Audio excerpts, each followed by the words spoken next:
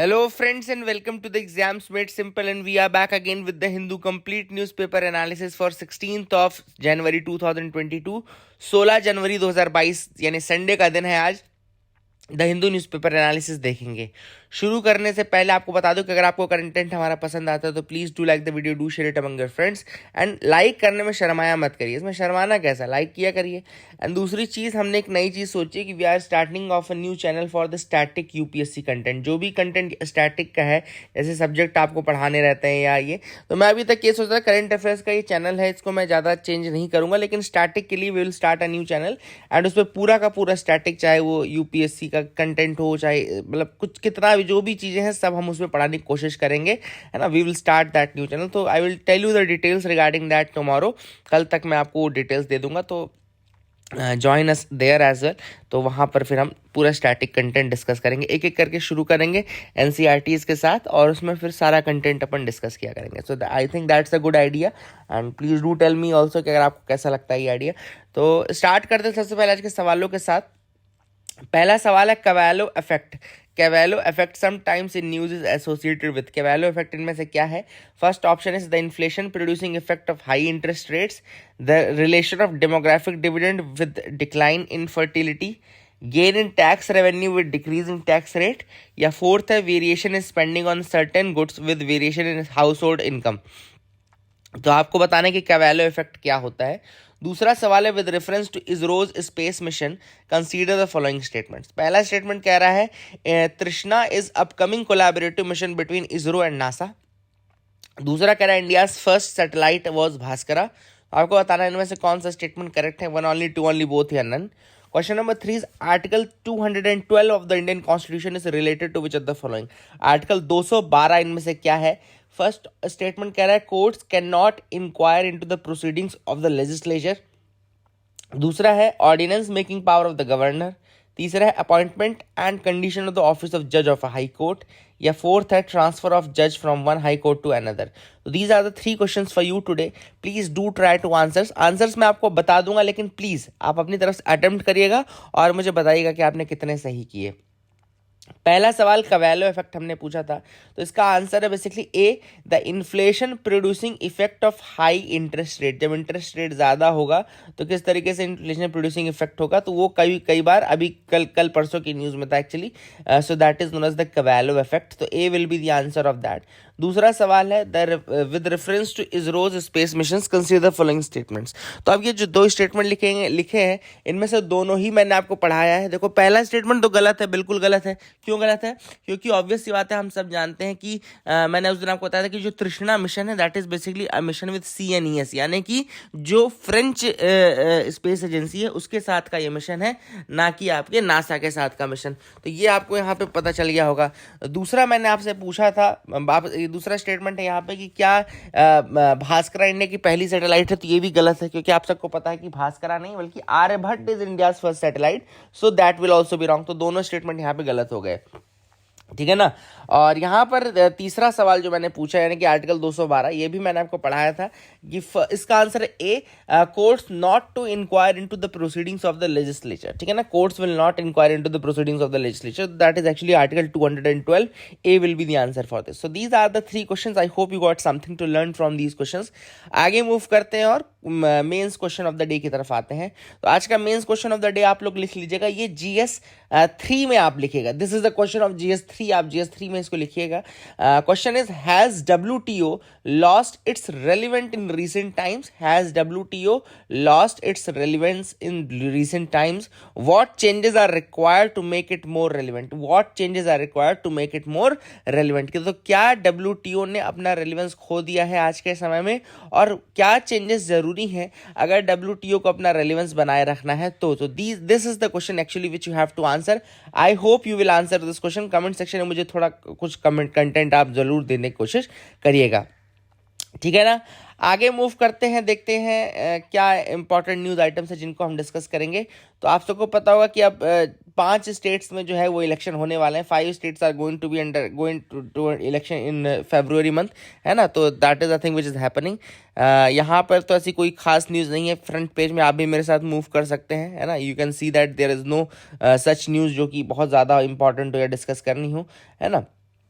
आपके लिए एक सवाल ज़रूर है मेरा, जस्ट आंसर दैट क्वेश्चन। तो आपको बताना है कि कंबाला रेस क्या है, कंबाला रेस कहाँ होती है, विच स्टेट इज देयर जहाँ पे कंबाला रेस होती है, ठीक है ना। तो this is the question. Jallikattu तो आपको पता है तमिलनाडु वाले रीजन में फेमस है, कंबाला भी मैंने बताया है। आप मुझे बताइए कि कहाँ होती है कंबाला रेस। अगली जो न्यूज़ है फ्रंट पेज की, उसे child's welfare is the key in custody battle. Supreme Court ने भी रिसेंटली कहा है कि जो चाइल्ड का वेलफेयर है that is actually the key in the custody battle. जब भी कस्टडी का बैटल से मान लो दो पेरेंट्स है, सपोज कोई फॉरेन से आ गया या कोई फॉरेन जाना चाहता है या कोई माँ या बाप अलग होने चाहते हैं और बच्चा है, तो इसमें कस्टडी किसके पास जाएगी और बच्चा कहाँ जाएगा कहाँ नहीं जाएगा, it is all dependent upon the welfare of the child. This is what the Supreme Court is saying. तो रिसेंटली केस था जिसमें कि सुप्रीम कोर्ट ने कहा है कि a child's welfare and not the legal right of the parents, ठीक है ना, a child's welfare and not the legal right of the parents is the paramount concern in a custody battle. तो याद रखिएगा, एक कस्टडी बैटल में जो Paramount concern रहेगा वो ये रहेगा, the welfare of the child, the welfare of the child will be the paramount concern, ठीक है ना। सुप्रीम कोर्ट ने ये होल्ड किया और कहा है कि जो लीगल राइट्स हैं पेरेंट्स के, अगर बोल रहे कि हमारी ये लीगल राइट बोलेगा तो वो मैटर इतना नहीं करेगा, ठीक है ना। In fact the parents rights are irrelevant. Supreme Court का कहना देखो कितना इंपॉर्टेंट है, the parents rights are irrelevant in such a case, a recent judgement by bench of justice Ajay Rastogi and Abhay S Oka. तो यहाँ पे काफी इंपॉर्टेंट जजमेंट है जिसमें उन्होंने कहा कि parents right become irrelevant when we are talking about the child custody and all, the paramount thing is the welfare of the child, the paramount thing is the welfare of the child. The apex court laid down that no court can force a parent to travel abroad with the child in question in a custody battle or compel him or her to reside in a foreign country against their wishes, ठीक है ना, that would be a violation of the parents privacy. तो ये भी उन्होंने कहा कि ये भी कहा उन्होंने कि no court can force a parent to travel abroad with the child in question, और या फिर no court can force them to go and reside in a foreign country against their wishes, this will be against the parents privacy. So this is what the Supreme Court is saying. काफी important ये कुछ terms है, क्योंकि UPSC क्या करेगा, आपसे एक question ही पूछ लेगा कि which of the following statements regarding child custody are correct. First statement है ना, तो उसमें लिख देगा कि parents wishes are, parents rights are paramount, ऐसा इसमें ये गलत हो जाएगा, ठीक है ना। तो that is the thing which is important. तो इस तरीके से क्वेश्चन पूछा, they can ask you questions like this only, ठीक है ना। सो यहाँ पे ये इंपॉर्टेंट चीज थी। यहाँ पे और लिखो, देखो, there can never be a straitjacketed formula to decide the issue of custody of a minor child as what is in the paramount interest of a minor is always a question of fact. लेकिन यहाँ पर ये भी एक चीज उन्होंने justice ओका ने कही कि हाँ, ये बहुत स्ट्रेट फॉरवर्ड फार्मूला कोई नहीं है, क्योंकि जब माइनर चाइल्ड जब रहेगा तो क्या उसके हित का है ये डिसाइड करना काफ़ी ज़्यादा टफ हो जाता है। लेकिन यहाँ पे जो भी डिसीजन लिया जाएगा वो इसी बेसिस पे लिया जाएगा कि क्या बेस्ट है चाइल्ड के लिए। यहाँ पे देखो उन्होंने लिखा, he however did not agree with the Punjab and Haryana high court's decision to the mother to travel back with the child to the US.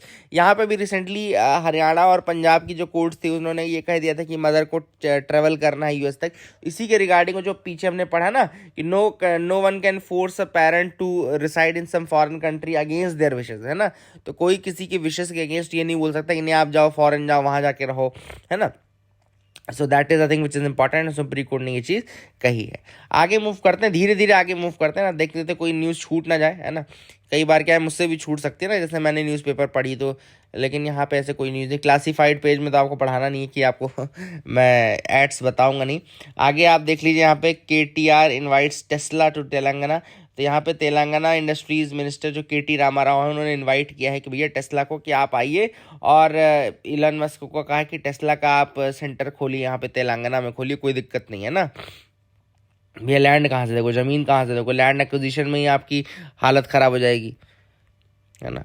आगे देख लीजिए, यहाँ पे तमिलनाडु का और इसकी न्यूज़ इंपॉर्टेंट नहीं है, यहाँ पे नहीं है important news. Despite ban cock fights organized in Andhra Pradesh. तो बैन लगा हुआ था लेकिन फिर भी आंध्र प्रदेश में जो कॉक फाइट होती है कराई जाती है, यहाँ पे many arenas are set up there. तो यहाँ पर ये संक्रांति के अवसर पे कॉक फाइट कराई गई, है ना। तो that was the thing which is there, लेकिन इंपॉर्टेंट न्यूज़ तो नहीं है। आगे मूव करते हैं, देखते हैं और क्या इंपॉर्टेंट न्यूज़ आइटम्स है। Clouds over foreign leaders republic day visit. Obvious सी बात है, यहाँ पर जो रिपब्लिक डे है वहाँ पे क्लाउड्स हो गए हैं। जो सेंट्रल एशियन लीडर्स आने वाले थे, इस बार जो लीडर्स आने वाले थे कहाँ से आने वाले थे, सेंट्रल एशिया के लीडर्स आने वाले थे। जिसमें Kazakhstan, Kyrgyzstan, Tajikistan, Turkmenistan, Uzbekistan था। अब बेसिकली दिक्कत है कोविड का बढ़ता हुआ वो, और कोविड इतना बढ़ रहा है और दिल्ली में स्पेशली बहुत ज़्यादा बढ़ रहा है, तो ऐसे में बहुत ही मुश्किल होगा कि ये लीडर्स आ पाएँ। तो maybe they will go for some video conferencing and all, video conferencing के थ्रू ऐसा करने की कोशिश कर सकते हैं, ठीक है ना।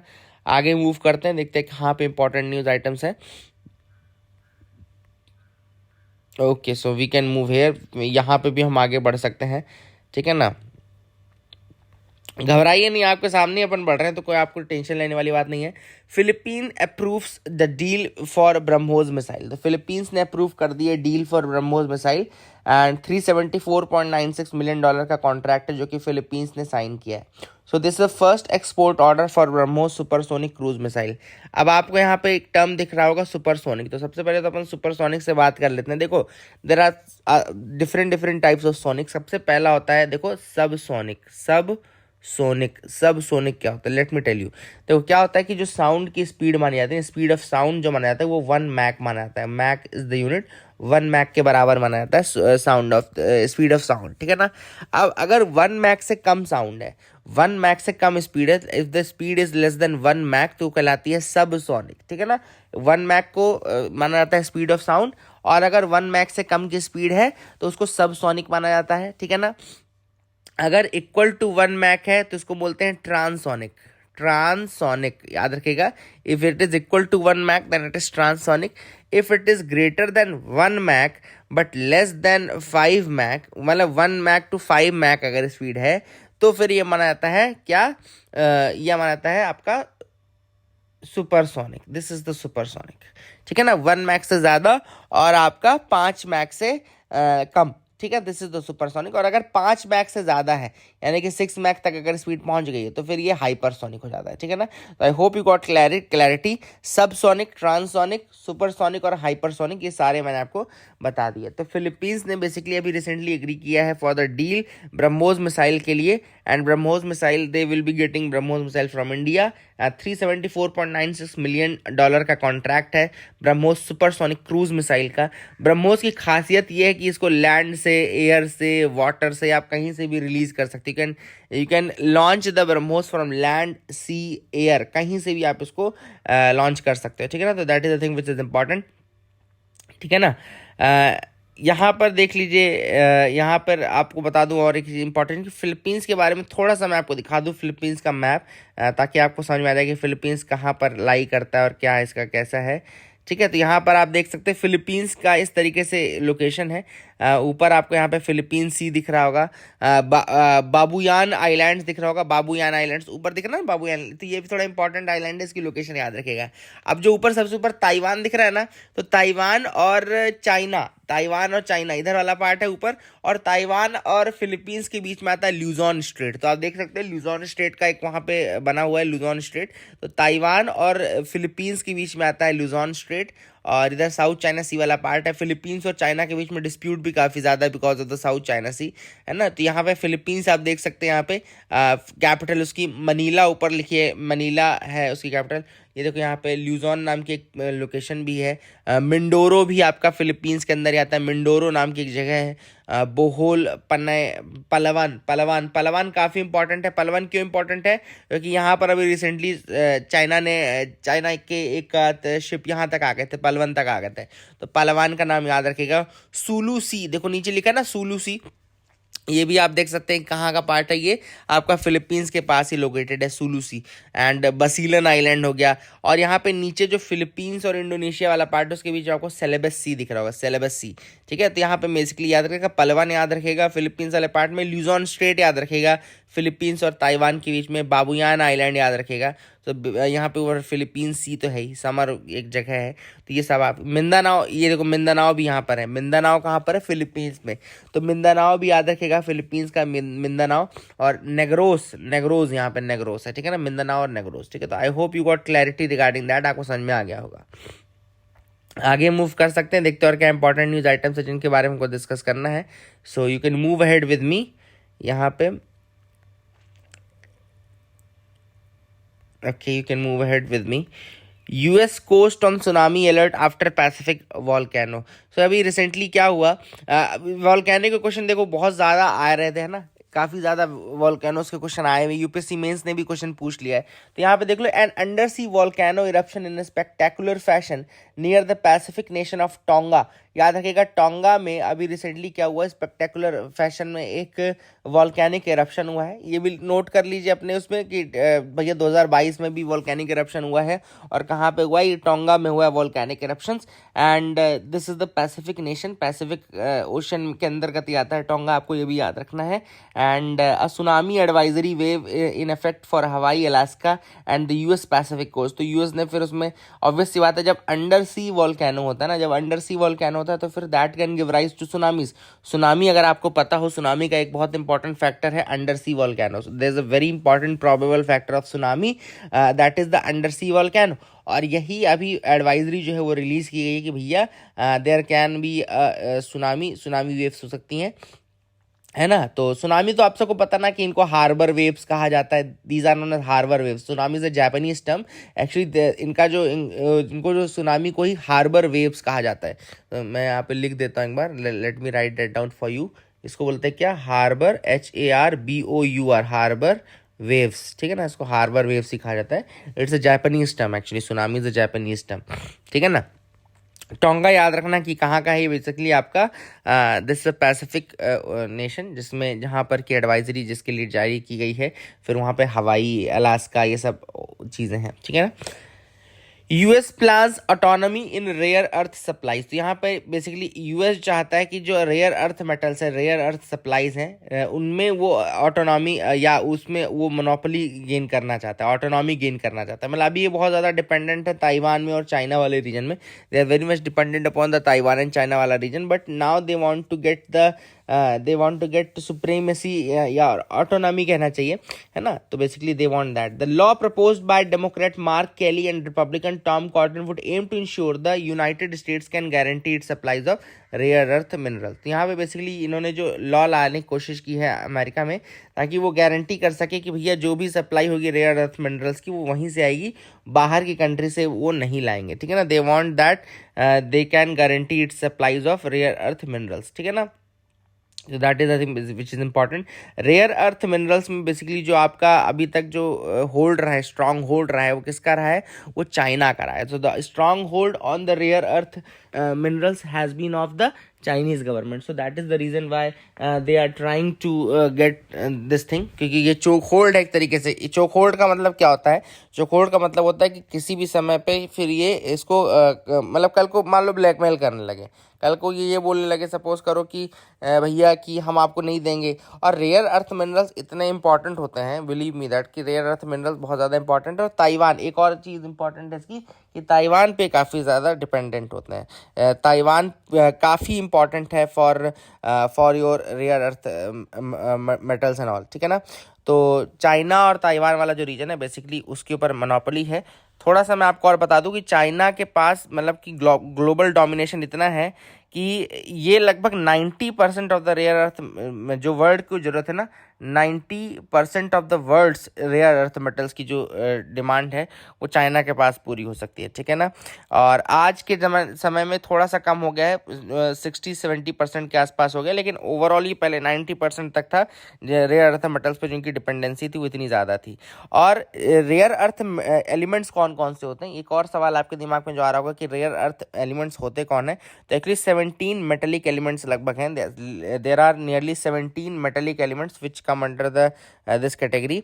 इसमें 15 तो लैंथेनाइट्स हैं। 15 क्या है, लैंथेनाइट्स। दे इंक्लूड 15 लैंथेनाइट्स एंड इसमें इसके साथ स्कैंडियम और यट्रियम, याद रखिएगा, स्कैंडियम, इसके अलावा स्कैंडियम और यट्रियम, YTTRI, यट्रियम, ठीक है ना। तो क्या क्या हो गया, रेयर अर्थ मटेरियल कितने हो गए, 17 हो गए, जिसमें मैंने आपको बता दिया कि 15 तो लैंथेनाइट्स हैं। पीरियोडिक टेबल में याद है ना, लैंथेनाइट्स होते हैं, एक लैंथेनाइट्स वाला होता है पीरियोडिक टेबल में, लैंथेनाइट्स, तो उसमें आता है। और दो एडिशन हो गए, कौन से, स्कैंडियम और यट्रियम। तो इसमें कुछ और नाम मैं बता देता हूँ, आप लोग लिख लीजिए। रेयर अर्थ मेटल के cerium is rare earth metal, cerium हो गया आपका। देन यूरोपियम हो गया, गैडोलिनियम हो गया, होल्मियम हो गया, लैंथेनम हो गया, और नियोडाइमियम हो गया, और डाइमियम हो गया, एंड समारियम हो गया, स्कैंडियम हो गया, टर्बियम हो गया, थूलियम हो गया, यट्रियम हो गया, येटरबियम हो गया, अलग अलग भी हैं। तो नियरली 17 सारे नाम आपको याद नहीं रखने, बस लैंथेनाइट्स याद रखिएगा, स्कैंडियम याद रखिएगा, यट्रियम याद रखिएगा, और जितने मैंने आपको अभी बताए उसमें थोड़े बहुत आप याद रख सकते हैं। एक्चुअली ये इंपॉर्टेंट क्यों होते हैं, क्योंकि इनके पास यूनिक मैग्नेटिक ल्यूमिनेसेंट होता है। याद रखिएगा, इसके अंदर यूनिक मैग्नेटिक पावर होती है, एक अलग से ल्यूमिनेसेंस होता है, और इलेक्ट्रोकेमिकल प्रॉपर्टीज़ होती है, जिसमें कि बहुत सारी टेक्नोलॉजीज़ है, जैसे कि नेटवर्किंग हो गई, हेल्थ केयर हो गया, और डिफेंस हो गया। तो बहुत जगह इनका यूज़ किया जा सकता है। तो इनकी क्वालिटीज़ अलग अलग होती है ना। इनके पास मैग्नेटिक कैपेसिटी भी होती है, इनके पास ल्यूमिनेसेंस भी होता है, इनके पास इलेक्ट्रोकेमिकल प्रॉपर्टीज़ भी होती है। अब ये सब जो प्रॉपर्टीज़ हैं, इलेक्ट्रोकेमिकल, मैग्नेटिज्म, इन सब के कारण इनका यूज़ जो होता है बहुत सारी टेक्नोलॉजीज़ में किया जा सकता है। और इनको रेयर अर्थ क्यों कहते हैं? आपका एक और सवाल हो सकता है कि इनको रेयर अर्थ क्यों कहते हैं, why there are known as rare earth. तो याद रखिएगा, इनको रेयर अर्थ इसलिए नहीं कहते कि बिकॉज बहुत रेयर हैं ये, because there very difficult to extract from their oxides from technology से बहुत ज़्यादा डिफिकल्ट है इनको आप एक्सट्रैक्ट कर सकें। सो that is the thing which is important. इनको रेयर अर्थ इसलिए कहा जाता है कि इनका एक्सट्रैक्शन बहुत ज़्यादा टफ होता है from the technology, is very difficult to extract them, ठीक है ना। तो basically that is the thing which is important. और रेयर अर्थ का यूज आप कहीं पे भी कर सकते हो, मतलब इतनी जगहों पे आप यूज कर सकते हो उसका, चाहे वो गाड़ियां हो, जैसे सीरियम मैंने नाम लिया था ना, सीरियम का नाम इसलिए बेसिकली लिया था क्योंकि वो गाड़ियों में जो सल्फर ऑक्साइड का जो एमिशन घटाने का काम करता है। सीरियम जो है ना, वो सल्फर ऑक्साइड का वो घटाने का काम करता है। और ये ट्रियम जो मैंने आपको बताया था, वो टेलीविजन इंडस्ट्री में यूज होता है। इट्रियम कहाँ पे यूज होता है? टेलीविजन इंडस्ट्री में यूज होता है। ऐसे ही समैरियम जो मैंने बताया था, समैरियम को कोबाल्ट के साथ यूज करते हैं गाइडेड मिसाइल्स में। समैरियम को कोबाल्ट के साथ यूज करते हैं गाइडेड मिसाइल में। और गैडोलिनियम जो मैंने बताया था, वो फ्लैश ड्राइव में यूज होता है। यूएसबी होता है ना, यूएसबी फ्लैश ड्राइव, तो गैडोलिनियम का यूज होता है। और नियोडाइमियम का जो यूज है, वो बेसिकली परमानेंट मैग्नेट्स बनाने के लिए किया जाता है, सीडी प्लेयर्स एक्सेट्रा में। और प्रेसियोडाइमियम का यूज होता है सिगरेट लाइटर्स बनाने में, प्रेसियोडाइमियम का यूज। स्कैंडियम का यूज होता है, it is used added to aluminium to form an alloy which finds use in sports equipments like baseball bats, lacrosse sticks and bicycle frames। तो इन सबको बनाने में स्कैंडियम का यूज होता है, ठीक है ना। तो कुछ मैंने आपको बता दिया, आई hope you got clarity regarding that. आपको ये समझ में आ गया होगा ना, चीज़ें अच्छी थी, आपको समझ में आ गया होगा। आगे मूव करते हैं, muscles starve in the absence of vitamin D. तो यहाँ पे विटामिन डी की कमी में मसल्स जो है वो स्टार्व कर जाती है, ऐसा बताया जा रहा है रिसर्च में। Skeletal muscles normally brim with energy yet they starve in the absence of vitamin D. तो विटामिन डी की कमी से जो मसल्स हैं वो स्टार्व कर जाती हैं। This is what a recent research is saying, research by the national institute of immunology which is in Delhi. National institute of immunology कहाँ पर है? दिल्ली में है। इसका ये कहना है कि भैया अगर विटामिन डी नहीं रहेगा तो मसल जो है they will starve even if they have a lot of energy, they cannot do anything because they will starve because of the absence of vitamin D, ठीक है ना। तो that is the thing which is important. I hope you got clarity regarding that. यहाँ पे देखो नीचे लिखा usually the glucose absorbed from the food is converted into glycogen। तो जो ग्लूकोज एब्जॉर्ब होता है फूड से, जो भी ग्लूकोज मिलता है फूड से, वो किस में कन्वर्ट हो जाता है? वो ग्लाइकोजन में कन्वर्ट हो जाता है। And it is stored in the skeletal muscle. फिर ये स्केलेटल मसल्स में जाकर के स्टोर हो जाता है, ठीक है ना। पहले ग्लूकोज एब्जॉर्ब हुआ खाने से ग्लूकोज मिला, फिर ग्लूकोज किस में कन्वर्ट हुआ? ग्लाइकोजन में। फिर ग्लाइकोजन कहाँ गया? ग्लाइकोजन गया, स्टोर हो गया कहाँ पे? स्केलेटल मसल्स में। फिर this stored energy reserve is used by muscles to produce energy after the food consumed is digested. अब ये जो स्टोर्ड मतलब मसल्स में जाके स्टोर हुआ है, तो यहाँ इसी से ही तो फिर बाद में एनर्जी प्रोड्यूस होती है after the food consumed is digested, food digest हो जाएगा। However in the absence of vitamin D, अगर विटामिन डी नहीं है तो skeletal muscles is starved of energy decreasing muscle mass. फिर लेकिन यही चीज बताई कि अगर विटामिन डी नहीं रहेगा तो स्केलेटल मसल जो रहेगी that is starved of energy, वो स्टार्व कर जाती है और इससे मसल मास फिर डिक्रीज होने लगता है। Vitamin D deficiency is often associated with rickets, and in rickets the bone tissue does not correctly mineralise the calcium and phosphorus leading to softening of bones resulting in skeletal deformities. तो इससे फिर skeletal deformities भी बहुत ज़्यादा जल्दी आती हैं। और यहाँ पे देखो ये भी लिखा है कि जैसे स्केलेटल डिफॉर्मिटीज आएंगी तो आपको पीठ में दर्द होने लगेगा, आपके गर्दन में दर्द होने लगेगा, तो this can also be a result of vitamin D है। तो कई लोग मतलब इसको अलग अलग नाम देते हैं बीमारी को, लेकिन एक्चुअली में that is the deficiency of vitamin D, this is what the author says. And अगर आप इसके लिए अवेयर हैं तो आप अपने विटामिन डी को कम मत होने दीजिए, है ना। The key is not to मतलब not to let vitamin D decrease in the body, because that is a very important component and it is very it is a key in maintaining the metabolic functions, immune system, bone health plays a very crucial role in depression as well, mood swings as well। तो अगर आपकी bone health सही नहीं है, मतलब अगर आपके यहाँ विटामिन डी की कमी है, तो सिर्फ depression, mood swing, anxiety and sleep quality में भी डिटेरियोरेशन आपको देखने को मिल सकता है। तो vitamin D is very important, this is what the author says in this article. And depression, mood swing, anxiety, sleep quality, ये सब चीज़ें भी इससे एसोसिएटेड है। एंड बाकी मैंने आपको बताया कि अगर आपका स्केलेटल डिफॉर्मिटी आ गया तो फिर आपके पीठ में दर्द, आपके कमर में दर्द, आपके कंधे में दर्द, आपको लगेगा कि कुछ भैया साइटिका हो गया, ये हो गया। ये actually these are all the names of deficiency of vitamin D only. तो एक्चुअली में डेफिशिएंसी आपको विटामिन डी की है, लेकिन है ना, तो that is the thing which is important. आगे मूव करते हैं यहाँ पर पिग टू ह्यूमन हार्ट। यहाँ पर बेसिकली ये फैक्ट आप एज इट इज रट लीजिए। देखो मैं आपको बोलूंगा कि रट लीजिए, यूपीएससी पूछ सकता है, इंपॉर्टेंट है। डेविड बेनेट याद रखिएगा, it's a 57-year-old person from Baltimore, Maryland, US. He has became the first person to receive a heart transplant from a genetically modified pig। ठीक है ना, तो याद रखिएगा, first person to receive a heart transplant from a genetically modified pig. नाम क्या है? David Bennett, 57-year-old, Baltimore, Maryland, US person। He became the first person to receive a heart transplant from a genetically modified pig। Surgeons at the University of Maryland Medical Center transplanted the porcine heart into Mr. Bennett, suffering from terminal heart failure। Since transplantation of a pig heart into human called xenotransplantation, इसको क्या बोलते हैं? जो transplantation हुआ है pig heart into human, it is known as xenotransplantation। It is an experimental procedure। Doctors had to seek an emergency authorization from US FDA। Actually ये experimentation procedure था, इसलिए डॉक्टर्स जो थे उनको US FDA, food and drug administration, वहाँ से permission लेनी पड़ी। Approval was granted because Mr. Bennett was facing near certain death due to his condition। फिर टर्मिनल हार्ट फेलियर था and was too ill to qualify for routine heart transplanter, which is an artificial ventricular assist device। ठीक है ना, तो artificial ventricular assist device होता है human heart transplanter, उसके लिए बहुत देर हो चुकी थी। For that reason this transplant was approved by the US FDA. ठीक है ना, so that is the thing which is important, आप इसको याद रख सकते हैं। एक्चुअली में जेनेटिक थोड़ा चेंजेस क्यों किए गए, पिग जो था वो जेनेटिकली मॉडिफाइड क्यों था? बिकॉज देखो क्या था, ह्यूमन बींग्स का जो इम्यून सिस्टम होता है, इट कैन रिजेक्ट, मतलब any foreign object will be rejected. ठीक है ना, इम्यून सिस्टम जो हमारी बॉडी का, वो किसी भी फॉरेन सिस्टम को रिजेक्ट कर देगा। इसीलिए आपको फिर जेनेटिक मॉडिफिकेशन करने पड़ेंगे ताकि ये मिमिक कर सके आपकी बॉडी के अंदर के उसको, और आपकी बॉडी उसको रिजेक्ट ना कर पाए। So that is the basic reason. ठीक है ना, I hope you got clarity. Why is India challenging WTO verdict on sugar? अब रिसेंटली क्या हुआ, इंडिया के अगेंस्ट कंप्लेंट फाइल की गई है by some countries like Brazil and all. Brazil ने, कुछ कंट्रीज ने शुगर के उसमें प्रोडक्शन में एक्चुअली इंडिया के अगेंस्ट कंप्लेंट डाल दी है WTO में जाकर के। ठीक है ना, और इंडिया ने फाइल की अपील रिसेंटली बिकॉज WTO ने जो मतलब डिस्प्यूट था उसमें इंडिया के अगेंस्ट वर्डिक्ट दे दिया। तो अब जो अपीलेट बॉडी है वहाँ जग पे इंडिया गई है और वहाँ पे उसने कंप्लेंट की कि भैया हम आपके डिसीजन के साथ खुश नहीं है।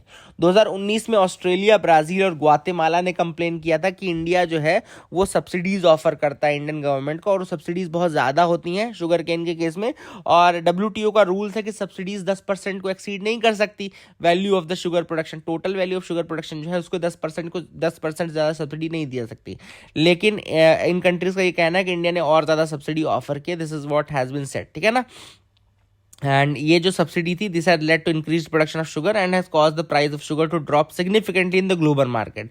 और इस प्रोडक्शन के कारण जो ग्लोबल मार्केट है वहाँ पे शुगर की प्राइस बहुत ज़्यादा कम हो गई है। तो WTO ने रूलिंग दी अपनी दिसंबर में, और इंडिया को कहा कि that India sugar policy was favouring the domestic producers through subsidies which is detrimental to the foreign producers. तो ये फॉरेन प्रोड्यूसर्स के लिए डेट्रीमेंटल है। And the panel recommended that India withdraws its alleged prohibited subsidies subsidies under the production assistance, the buffer stock and the marketing and transportation scheme within 120 days from the adoption of the report. तो उनका ये कहना है WTO का 120 दिनों के अंदर ये सारी सब्सिडी ये सब हटाएं, वो कम करें, और बिकॉज इससे फिर मार्केट जो है वो स्क्वीड हो जाता है, ठीक है ना. India is the second largest sugar producer in the world after Brazil, and it is estimated that more than 5 crore people depend on the cultivation of sugarcane alone for their livelihood. अब India का stand क्या है? तो India ने argue किया that it does not offer direct subsidies to the sugarcane farmers and thus it doesn't break any international trade rule. India का ये कहना है कि चूंकि हम कोई भी डायरेक्ट सब्सिडी नहीं प्रोवाइड करते शुगर केन फार्मर्स को, तो हम कोई रूल ब्रेक नहीं कर रहे हैं.